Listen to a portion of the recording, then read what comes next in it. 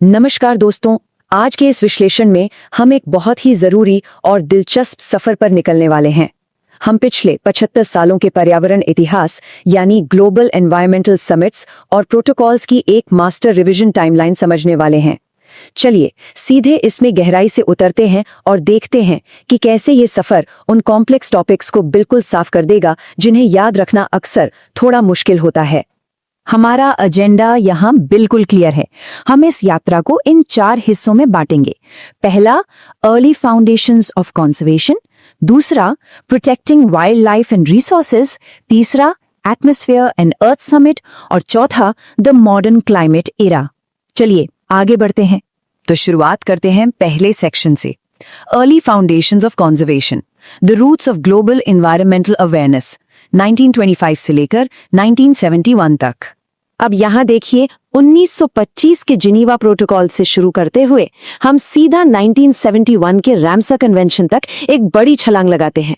ये माइलस्टोन्स बताते हैं कि फर्स्ट वर्ल्ड वॉर के बाद से 1970s तक दुनिया का ध्यान कैसे धीरे धीरे एनवायरनमेंट की तरफ मुड़ने लगा था। क्या आपको पता है, पर्यावरण संरक्षण का एक तरह से पहला बड़ा कदम असल में एक युद्ध समझौते से शुरू हुआ था। जी हाँ, 1925 का जिनीवा प्रोटोकॉल।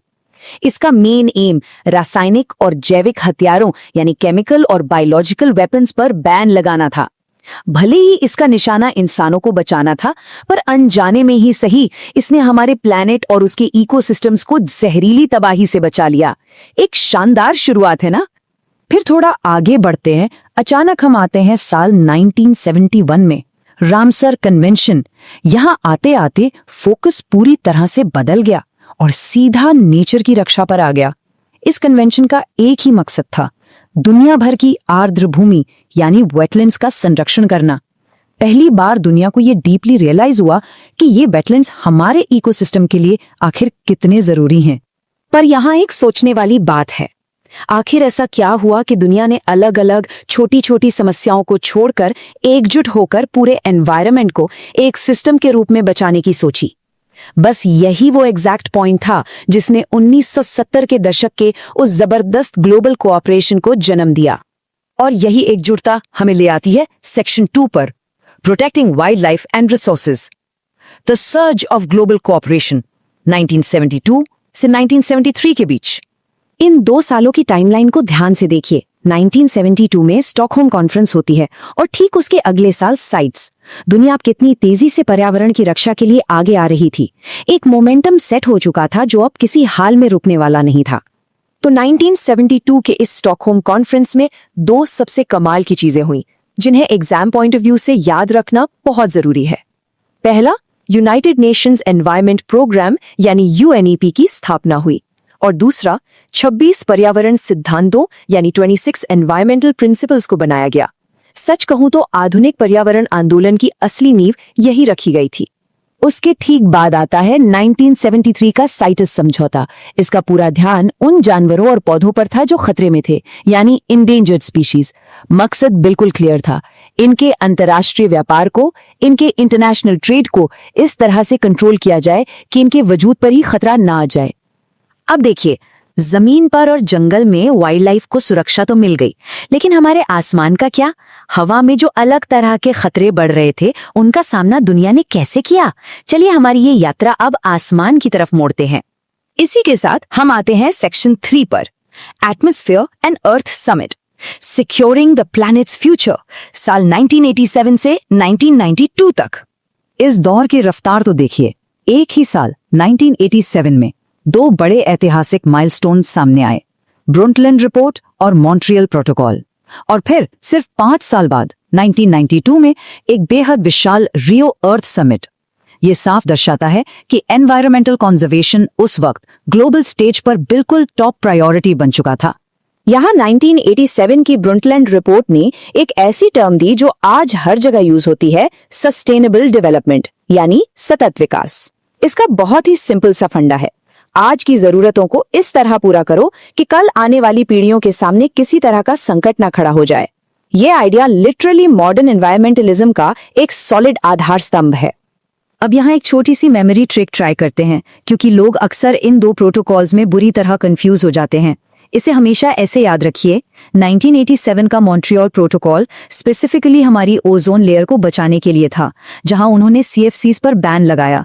वहीं दूसरी तरफ 1997 का क्योटो प्रोटोकॉल ग्लोबल वार्मिंग से लड़ने और ग्रीन हाउस गैसेस को कम करने के लिए बनाया गया। दोनों का मकसद एकदम अलग है। अब क्लियर है ना? फिर आता है साल 1992 का बड़ा रियो अर्थ समिट। यहाँ अप्रोच थोड़ी बड़ी थी। फोकस किसी एक छोटी समस्या पर नहीं, बल्कि पूरे पर्यावरण पर व्यापक रूप से था। इसमें सबसे खास रहा कन्वेंशन ऑन बायोलॉजिकल डाइवर्सिटी, जिसे हम CBD कहते हैं। यहाँ से हमारी धरती के अलग अलग पौधों और जीवों का संरक्षण करना एक कंप्लीट ग्लोबल मिशन बन गया। अब चलते हैं इस यात्रा के आखिरी पड़ाव पर। Section 4, The Modern Climate Era, Regulating Complex Genetic and Climate Challenges, 1997 से साल 2000 के बीच। नई सदी के करीब पहुंचते हुए हमारे सामने दो बहुत ही खास माइलस्टोन्स हैं, 1997 का क्योटो प्रोटोकॉल और साल 2000 का कार्ताजिना प्रोटोकॉल। ये दोनों समझौते बताते हैं कि लेट 90s से लेकर नई सहस्राब्दी तक हमारी चुनौतियां कितनी एडवांस्ड और कॉम्प्लेक्स हो चुकी थी।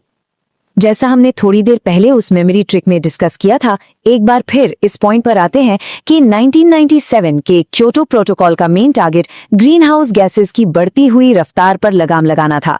ये ग्लोबल वार्मिंग की आग पर पानी डालने का सबसे बड़ा टारगेटेड इंटरनेशनल प्रयास था, जिसने बिल्कुल नई सदी की जलवायु नीतियों की दिशा तय कर दी। और देखिए हम कितना आगे आ गए। साल 2000 का कार्टाजेना प्रोटोकॉल इस बात का सबूत है कि संरक्षण का मतलब अब सिर्फ हवा और जंगल तक सीमित नहीं था।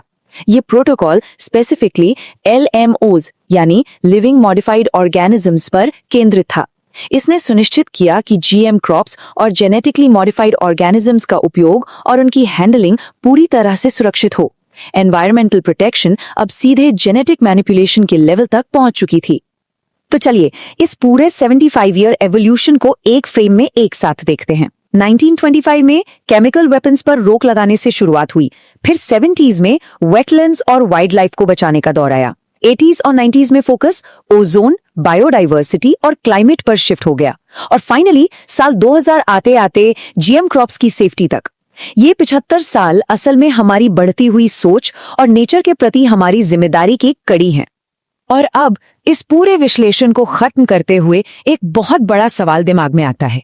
नींव तो रखी जा चुकी है, बेस बिल्कुल स्ट्रांग है, पर क्या पिछले 75 सालों के ये प्रोटोकॉल्स आने वाली सदी के एनवायरमेंटल एक्शंस की आवाज बनेंगे? हमने देखा कि किस तरह एक छोटी सी जागरूकता ने आगे चलकर इतने बड़े समझौतों को जन्म दिया। इन हिस्टोरिकल स्टेप्स को समझे बिना हम कल का सामना कैसे कर पाएंगे?